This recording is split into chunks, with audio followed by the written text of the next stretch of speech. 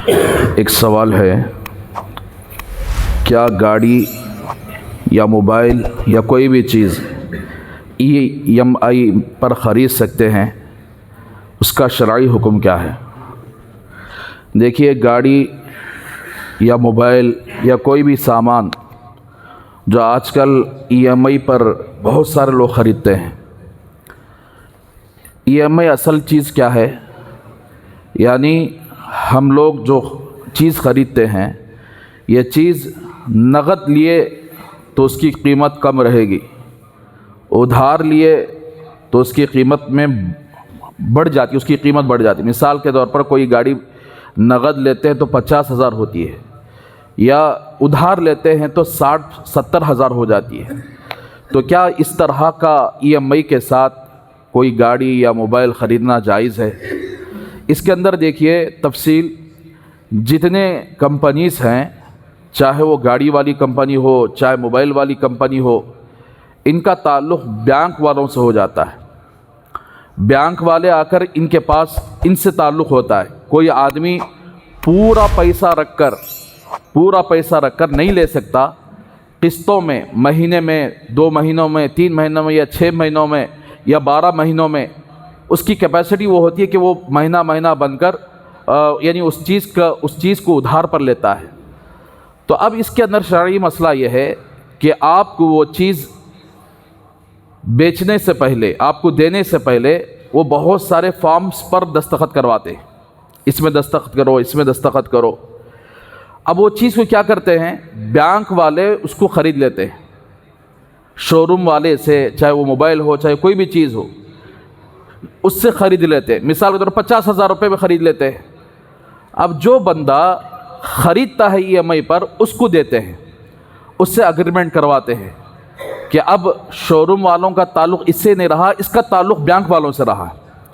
تو بینک والے کیا کرتے ہیں، اسے بطور قرض کے دیتے ہیں۔ کس پر قرض دیتے ہیں؟ سود پر قرض دیتے ہیں، اور اس میں اگریمنٹ میں لکھا جاتا ہے کہ آپ مہینہ یعنی رقم ادا کرو گے۔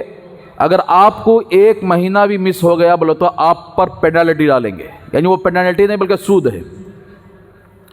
تو گویا یعنی ہم سود لینے پر راضی ہو جائے۔ اگرچہ کہ کوئی آدمی کہے کہ میں مہینہ بندہ، تو بھائی یہ کوئی گارنٹی نہیں۔ اگر 1 مہینہ بھی مس ہو گیا تو آپ کا جو بنا ہوا پیسہ سارا کا سارا سود پر آ جائے گا۔ تو اس لیے EMI پر لینا ایسا ہے کہ گویا آپ کو اگریمنٹ کرایا جاتا ہے کہ اگر آپ 1 مہینہ بھی نہیں بنے تو آپ کو آخر کیا ہے، سود بننا پڑے گا، پینالٹی آپ کو ڈالیں گے، تو آپ راضی ہو کر اس پر دستخط کر رہے ہیں۔ گویا اس کا مطلب یہ ہے کہ یعنی سود لینے پر راضی ہونا۔ ہاں بھئی، آپ کے جو اگریمنٹ ہے نا، آپ اگر میں نہیں بن سکا 1 مہینہ تو آپ جو مجھ پر پینالٹی ڈالیں گے یعنی سود ڈالیں گے، اس پر میں راضی ہوں، اس پر دستخط کرنا۔ سود دینے پر دستخط کرنا، سود دینے پر راضی ہونا یا سود لینے پر راضی ہونا، دونوں حرام ہیں۔ تو خلاصہ یہ ہوا کہ EMI پر جو گاڑیاں لی جاتی ہے، EMI پر جو موبائلز لیے جاتے ہیں، جو فریج، واشنگ مشین، جتنے بھی چیز، گھریلو چیز خریدی جاتی ہے، وہ جائز نہیں ہے، اس لیے کہ اس کا سارا ایگریمنٹ سود پر ہوتا ہے۔ اگر آپ 1 مہینہ بھی نہیں بن پائے تو آپ کو آخر فریج پر پینالٹی نہیں ڈالتا، بلکہ آپ نہیں بننے کی وجہ سے اس پر آخر کیا ہے، پیسوں پر آخر وہ کیا سود ڈالتا ہے۔ ہاں، اگر اس کے علاوہ کوئی شو روم والا ہی آپ کو قسطوں پر دے رہا ہے، جائز ہونے کی صورت دیکھیے، اگر آپ کو ادھار دے رہا ہے، مثال کے طور پر 50,000 کی چیز 60,000 پہ آپ کو دے رہا ہے کہ آپ اتنے مہینے بننا ہے، اور متعین کرتا ہے کہ اس کے اوپر 1 روپیہ بھی ہم اضافہ نہیں کریں گے، چاہے آپ 1 مہینہ مس ہو جاؤ، 60,000 آپ کو بننا ہے، 60,000 ہی بن دو، تو یہ جائز ہے۔ یہ ایسا کوئی کمپنی والا نہیں کرتا، ایسا کوئی آخر کیا ہے شو روم والے نہیں کرتے، بلکہ 1 مہینہ بھی مس ہو گیا تو اسے ڈبل بنا کر اس کو آخر وصول کرتے ہیں، تو بالکل ناجائز ہے۔ دوسرا سوال یہ ہے کہ کیا موبائل کے اندر وضو کے بغیر قرآن پڑھ سکتے ہیں؟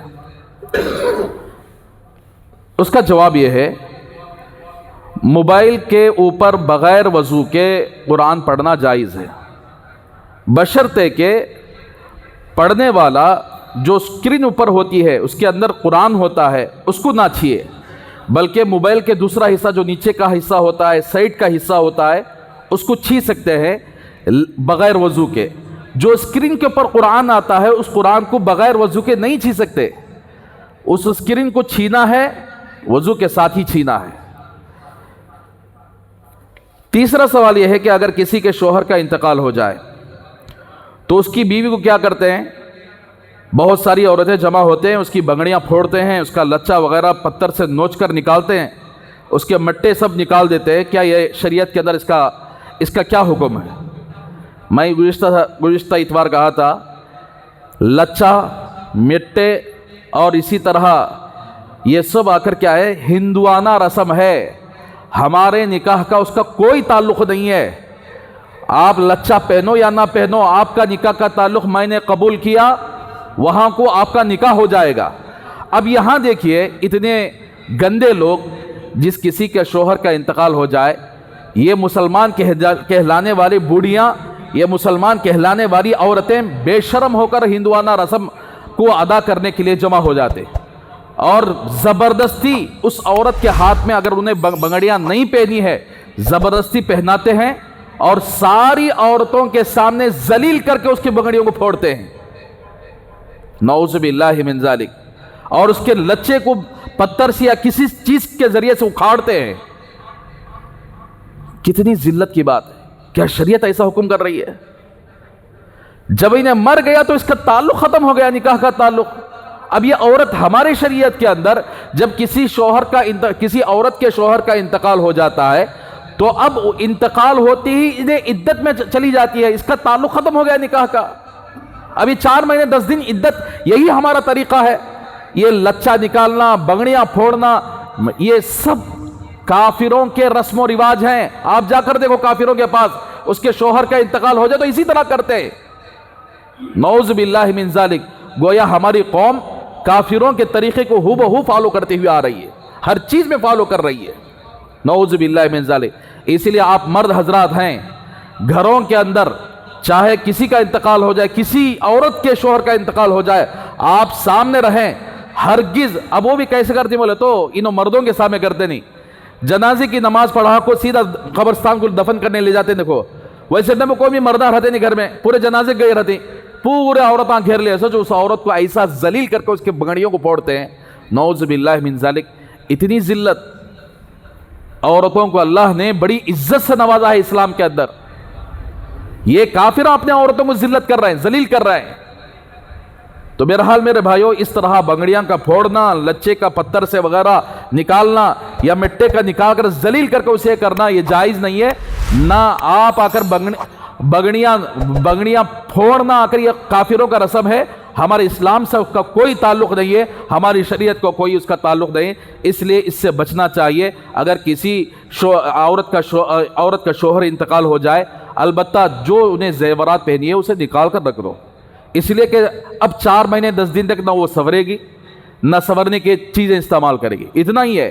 یہ پھوڑنا، یہ نکاح، یہ زبردستی سارے لوگوں کے، ساری عورتوں کے سامنے ذلیل کرنا، یہ ہماری شریعت کے اندر نہیں۔ جیسے ہی شوہر کا انتقال ہو جائے، عورت بند سنورنے کی چیزیں نکال کر رکھ دے، اتنا ہی ہے، وہ الگ سے نکال کر رکھ دے، پوری عورتوں کو لا کر دکھا کر، نعوذ باللہ من ذالک۔ یہ سب غلط باتیں ہیں، اس سے امت کو بچنا چاہیے۔ ایک سوال یہ ہے کہ اگر میت کے گھر والوں کو پڑوسی کھانا پکا کر نہ دے تو گھر والے ہی خود پکا کر مہمانوں کو کھلا سکتے ہیں؟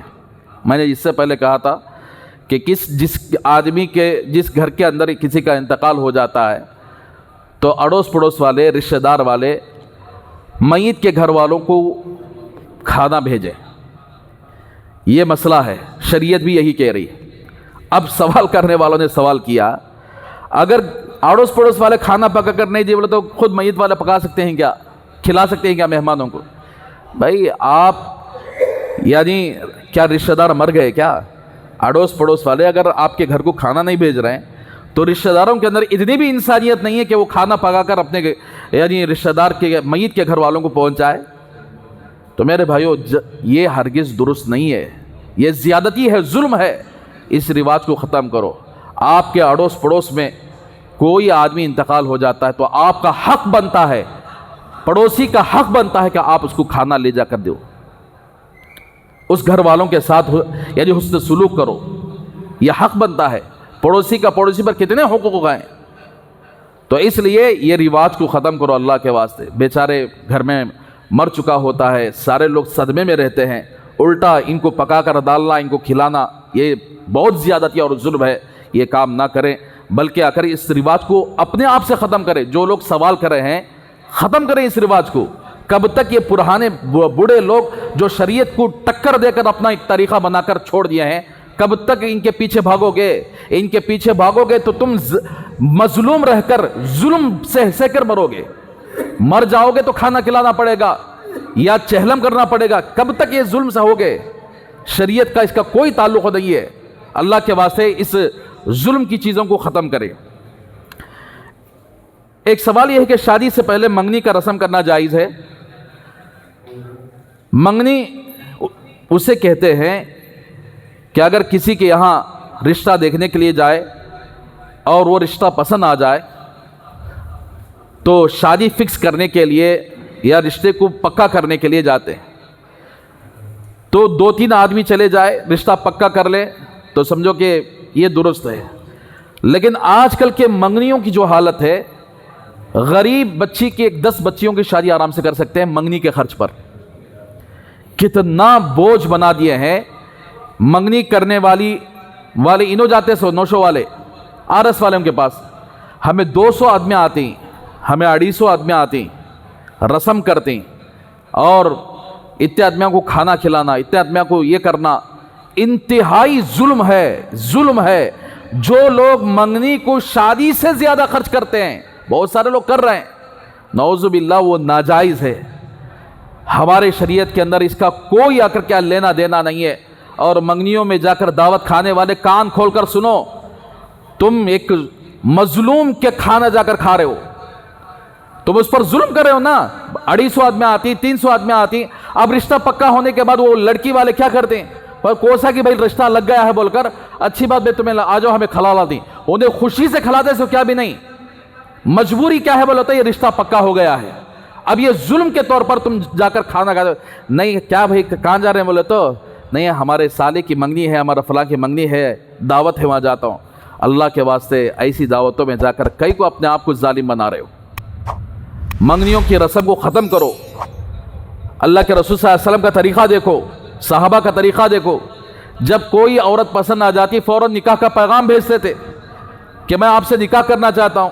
نکاح کا ڈیٹ فکس ہوتا, کسی کو پتہ بھی نہیں چلتا تھا کہ شادی ہونے والی ہے. خود اللہ کے رسول کے زمانے میں اللہ کے نبی کو معلوم نہیں تھا کہ فلاں آدمی کی شادی ہو گئی ہے.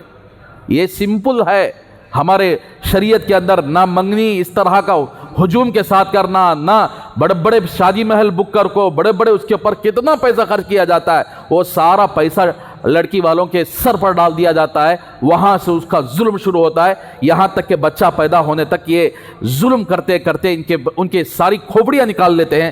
میرے بھائیو, اللہ کے واسطے رسموں کو ختم کرو. ہماری امت بالکل تنزلی کی طرف جا رہی ہے. اللہ کے واسطے ختم کر دو. منگنی کرنا ہے, 4-5 آدمی مل گئے, جا کر بات کر لیے, بات گھٹ کر لیے, ختم, آئے اور نکاح کر لے, اتنا ہی ہے. اس کے جا کو اتنا لمبا چوڑا کرنا یہ بالکل درست نہیں ہے.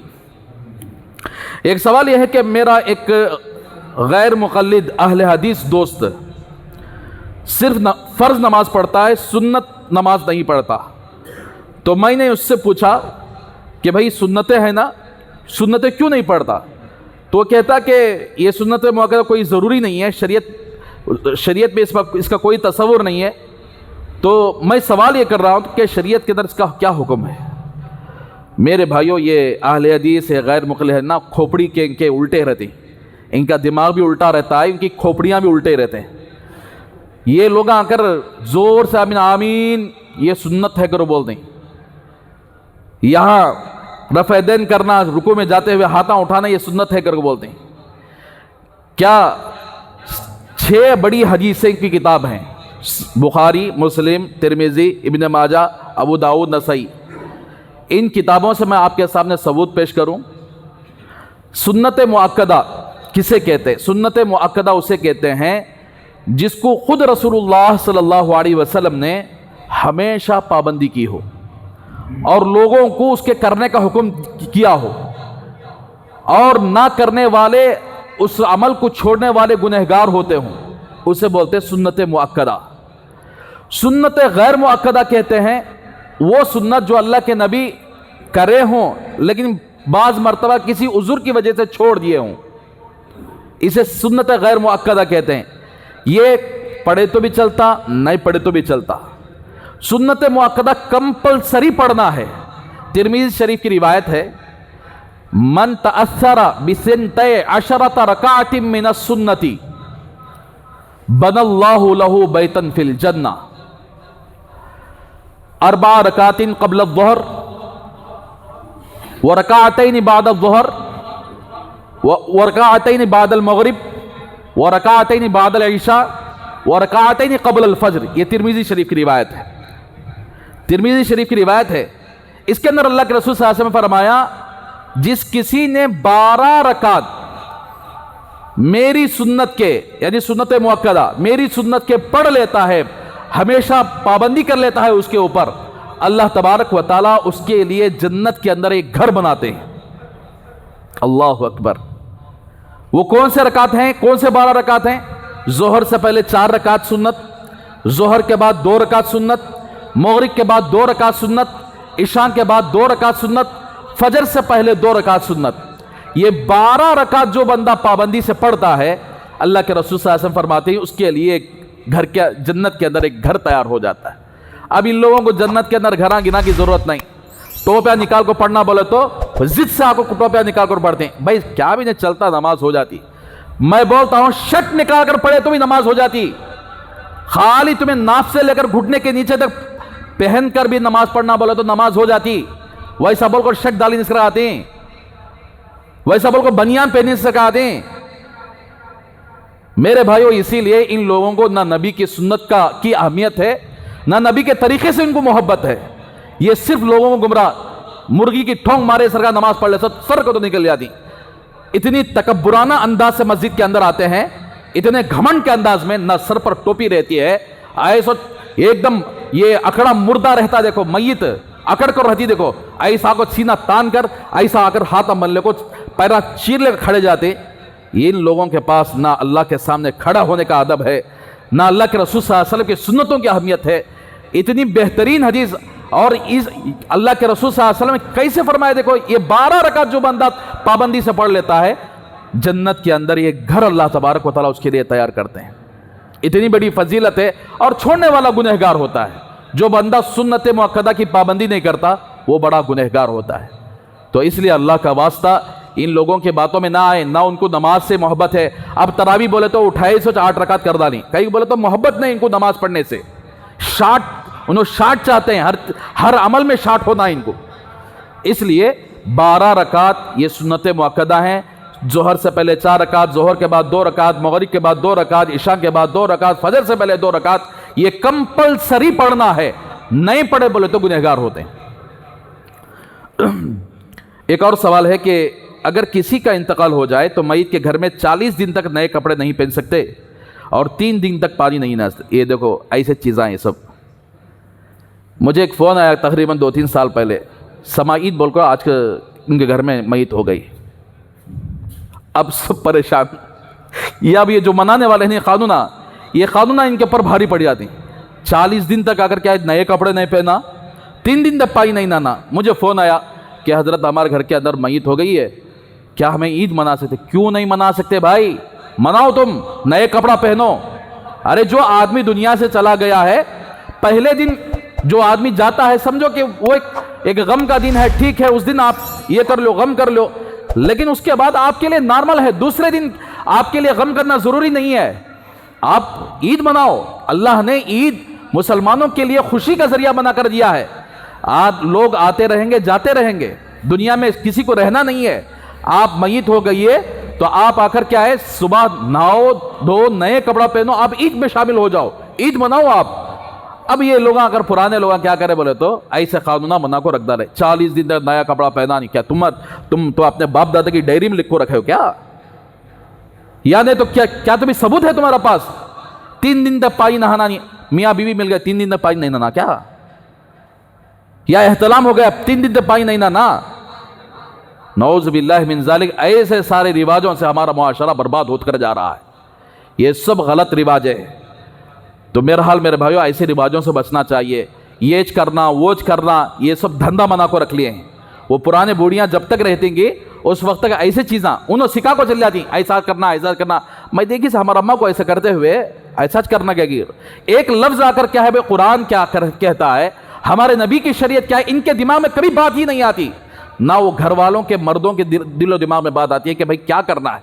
औरतें जैसा बोलती हैं वैसा आज फॉलो होकर जाती। अल्लाह अकबर। इसलिए हमें चाहिए कि ऐसे रिवाजों से बचना चाहिए।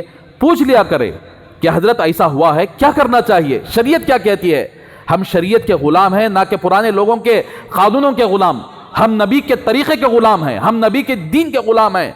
हम जन्नत में जाना चाहते हैं, सही रास्ते पर अमल करना चाहते हैं, नबी के ग़ुलाम बन जाओ, नबी की ग़ुलामी में आ जाओ। इंशाअल्लाह हर रास्ता जो अल्लाह के नबी बताए हैं, वो रास्ता जो अल्लाह के नबी बताएं, वो रास्ते में आपको जुल्म नहीं मिलेगा, इंसानियत मिलेगी। वो रास्ते में हमदर्दी मिलेगी। वो रास्ता आपको खुशगवार बनाएगा, दुनिया के अंदर इज्जत रखेगा और आखिरत के अंदर भी बाइज्जत रखेगा। इसलिए ऐसे यानी रिवाजों को ख़त्म करो अल्लाह का वास्ता। खुसूसन जब मैयत हो जाती है घर के अंदर, अल्लाह का वास्ता उलमा से राब्ता रख लो, क्या करना हजरत क्या नहीं करना। ये इससे आपको सही रहनुमाई मिलेगी। हम आपको पैसा वसूल करके आपको मसला नहीं बताते। आपको आकर क्या मसला बताने पर भाई आओ तुमको एक मसला बताना 10,000 रुपये रख डालो, नहीं बोलते।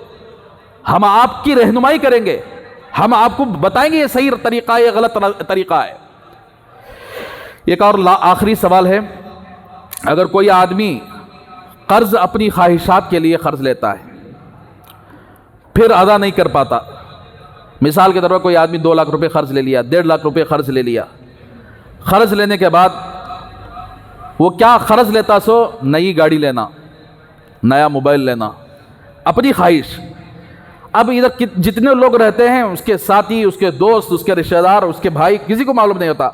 अंदरूनी तौर पर लियासत क्या करता बोल को अब बन नहीं सकता। कई बोले तो ख्वाहिशात का गुलाम बनाया होने। आम तौर पर ये हालात चल रहे हैं।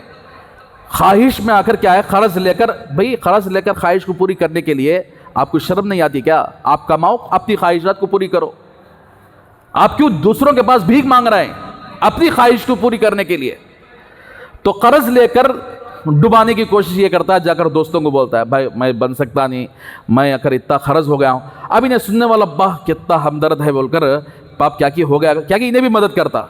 अल्लाह के वास्ते पूछ लिया करो, कर्ज लेने वाला देने वाला, भाई क्या वास्ते कर्ज लिया है? तो किसी व्यापार के वास्ते कर्ज लिया है, किसी तिजारत के वास्ते कर्ज लिया है, क्या वास्ते कर्ज है? ये पूछने की नौबत नहीं आ रही। अब उन्हें उठाया से ठीक है, हमें क्या की कोशिश कर का तो एक दिलाला थी है वड्डी को बन ले, ताकि ऐसा कर इसका साथ देते हैं। दोनों मुजरिम रहते हैं, याद रखो। एक कर्ज देकर उड़ा मारने वाले कान खोलकर सुनो, जो बंदा कर्ज इस नीयत से लेता है कि कर्ज वापस ना करे, उड़ा मारने की नीयत से कर्ज लेता है, मौत आ जाती, सीधा जहन्नम में चला जाएगा, सीधा जहन्नम, कोई इसमें डाउट ही नहीं है। इल्ला ये कि उसके घर वाले उसके कर्ज को अदा कर दे तो बच जाएगा, नहीं अदा करे कल क़यामत के दिन अल्लाह तबारक व तआला नेकियों के शक्ल में उसका कर्ज वसूल कर दे। इसीलिए हमारे नबी मुहम्मदुर रसूलुल्लाह सल्लल्लाहु अलैहि वसल्लम जब जनाजा आता तो अल्लाह के रसूल सल्लल्लाहु अलैहि वसल्लम जनाजे में सामने नमाज पढ़ाने से पहले पूछते थे, क्या भाई इस आदमी पर कर्ज है क्या? सहाबा कहते कि कर्ज नहीं है, तो नमाज जनाजा पढ़ाते थे। अगर सहाबा फरमाते या रसूलल्लाह हाँ कर्ज है, तो अल्लाह के रसूल सल्लल्लाहु अलैहि वसल्लम फरमा देते थे तुम अपने भाई की जनाजे की नमाज पढ़ लो। नहीं पढ़ाते थे। इतना बड़ा मसला है कर्ज का, ये मामूली समझे हैं, हर एक के पास जाकर भीख मांग लिए। बाज़ लोग मुझे गुज़िश्ता कल 2-3 दिन पहले फ़ोन आकर के बोले हैं, हज़रत बाज़ लोग ऐसा हैं दीन का लेबल लगा को कर्ज वसूल कर रहे हैं, दीन का लेबल लगा को कर्ज पूछ रहे हैं, फ़लाँ काम करना है, फ़लाँ ये करना है, ज़रा इतना पैसा दे डालो, फ़लाँ आदमी उम्रे को जा रहा है उसके पास ज़रा पैसे कम नहीं कहते, ज़रा पैसा दे डालो। नौज़ बिल्लाह, अल्लाह के वास्ते दीन का लेबल लगाकर इस तरह अल्लाह को धोखा ना दे। तुम लोगों को तो धोखा दे सकते हो, लेकिन अल्लाह को धोखा नहीं दे सकते। تو اللہ کے نبی صلی اللہ علیہ وسلم کا معمول یہ تھا، کسی بھی آدمی کا جنازہ لایا جاتا اعلان کرتے اس کے اوپر قرض ہے تو اللہ کے نبی ہٹ جاتے، نہیں ہے تو پڑھا دیتے تھے۔ جب اللہ تبارک و تعالیٰ نے اسلام کی فتوحات کو اللہ نے یعنی کھول دیا اور صحابہ مالدار ہو گئے، بہت ساری جنگیں لڑنے کے بعد، تب اللہ کے رسول صلی اللہ علیہ وسلم اگر کسی کے اوپر قرض ہوتا تو خود اپنے جیب سے قرض ادا کر دیتے، اتنا بڑا معاملہ ہے۔ تو اس لیے کسی گھر کے اندر آدمی مر جائے، آپ وہاں کھڑے ہو کر اعلان کرو، یہ میرے باپ کا جنازہ ہے، یہ میرے بھائی کا جنازہ ہے، بھائی مجمع کے اندر میں اعلان کرتا ہوں اگر یہ بندہ کسی سے قرض لیا ہے تم میرے پاس آؤ، اس کا وصول کر لو، میں اس کے قرض کو ادا کر دوں گا۔ اسی لیے شریعت کا بھی حکم یہ ہے کہ جب آدمی مر جاتا ہے، مرنے کے بعد مال چھوڑ کر مرتا ہے تو سب سے پہلے مال میں ان وارثوں کا حق نہیں بنتا، قرض والوں کا حق بنتا ہے۔ قرض والوں کے قرض کو ادا کرنے کے بعد اس کے بعد تقسیم کیا جاتا ہے۔ قرض والے آ کر کہے کہ بھائی مجھے یا آپ کے جو باپ ہیں یا کوئی بھی ہے جو میت ہے اتنا دینا ہے، پیسہ اتنا قرض دینا ہے، تو آپ آ کر فوراً اس کے مال میں سے فوراً اس کا قرض ادا کر دیں، ورنہ آپ کتنے بھی کیا بھی کر لو، کتنا بھی ایصال ثواب پہنچاؤ، کچھ بھی فائدہ ہونے والا نہیں۔ تو اس لیے قرض کا معاملہ بڑا خطرناک معاملہ ہے۔ اللہ کے واسطے اپنی خواہشات کو مکمل کرنے کے لیے قرض کے دلدم میں نہ پھنسو۔ اللہ کے نبی کو نیند نہیں آتی تھی، کبھی اللہ کے رسول صلی اللہ علیہ وسلم یعنی دین کے لیے کبھی قرض لے لیتے، نیند نہیں آتی تھی۔ حضرت بلال حبشی رضی اللہ تعالیٰ کا واقعہ، بہرحال واقعہ تو لمبا ہے، اس لیے میرے بھائیو اللہ کے واسطے قرض سے اللہ کی پناہ مانگو۔ یا اللہ جب تک آپ زندگی دے، یا اللہ قرض کی اس میں مبتلا نہ کرے، یا اللہ کبھی کسی کا محتاج نہ بنائے، یا اللہ میری پوری زندگی قرض سے آ کر کیا خالی رکھے۔ اس طرح دعا کرو، انشاءاللہ اللہ تبارک و تعالیٰ قرض سے بچائیں گے، وہ نوبت لانے نہیں دیں گے۔ اس لیے آج تو قرض الگ بات ہے، سود پر لیا جاتا ہے، یہ سخت قرض بھی لینا آ کر کیا بالکل یعنی ضرورت کے وقت لے لیا دے لیا اور بات ہے، لیکن اڑا مارنے کی نیت سے دیتا ہے تو پھر ختم، اس کی زندگی آخرت بھی برباد، دنیا بھی برباد۔ کئی لوگ قرض دے کر بیچارے 2 سال 3 سال ان کے پیچھے پھر رہے، لیکن ان کا پیسہ واپس نہیں آتا۔ ان لوگوں کی زندگی سکون سے نہیں گزرے گی، ایسی لاٹھی کھائیں گے دنیا کے اندر۔ جو لوگ قرض لے کر ڈبانے کی نیت کرتے نا، دنیا کے اندر سکون کے ساتھ ان کی زندگی نہیں ایک کے پیچھے ایک مار پڑتا رہے گا، کوئی بیمار پڑ جائے گا، کوئی یہ کرے گا، اس لیے کہ آپ نے لوگوں کا مال لے کر ان کو ڈبانے کی نیت کی ہو۔ اللہ کے واسطے اس طرح کے معاملات میں اپنے آپ کو دور رکھیں، معاملہ صاف رکھ لو، اور اپنا پیسہ اپنے پاس سیف ہے، دوسروں کے پاس بھیک مانگنے کا اتنی نوبت نہ لاؤ، اور اگر کوئی ایسی سخت ضرورت پڑ جائے سود میں ہاتھ نہ ڈالو، بلکہ کسی سے قرض لے لیا کرو اور وعدے کے مطابق اس کے قرض کو واپس کر دیا کرو، تو آپ کی زندگی سکون سے گزرے گی۔ اگر آپ نے اس کے خلاف کیا تو آپ کی زندگی دنیا بھی برباد ہوگی، آخرت بھی برباد ہوگی۔ اللہ ہم سب کو ان باتوں پر عمل کرنے کی توفیق عطا فرمائے۔ یہ جو مسائل ریکارڈ ہوئے ہیں، آپ کی ذمہ داری بنتی ہے دوسروں تک پہنچائے، آپ کی ذمہ داری بنتی ہے۔ یہ ویڈیو بنتا ہے اس لیے ویڈیو اتارتے ہیں تاکہ ہمیں یہاں تھوڑے لوگ ہیں، یہ باتیں پورے لوگوں تک پہنچانا ہے۔ کتنے کے لوگ پوچھ نہیں پاتے، کتنے کے لوگ آ کے شرم کے مارے کیا یعنی پوچھے تو کیا بول لیتے کہ نہ اگر بول کر نہیں پوچھ پاتے۔ اللہ کے واسطے آپ کی ذمہ داری بنتی ہے۔ الحمدللہ بہت سارے لوگ ہمت کر کے سوالات کرتے ہیں، پرسنل میں مجھے سوال کرے ہیں، پرسنل میں مجھے واٹس ایپ کے ذریعے حضرت میرا یہ سوال ہے، میرا یہ سوال ہے۔ الحمدللہ جو لوگ ہمت کر کو پوچھ رہے ہیں، اللہ ان کو جزائے خیر عطا فرمائے، اور اسی طرح مسائل کو معلوم کر کے اپنی زندگی کو گزارنے کے اللہ ہم سب کو توفیق عطا فرمائے۔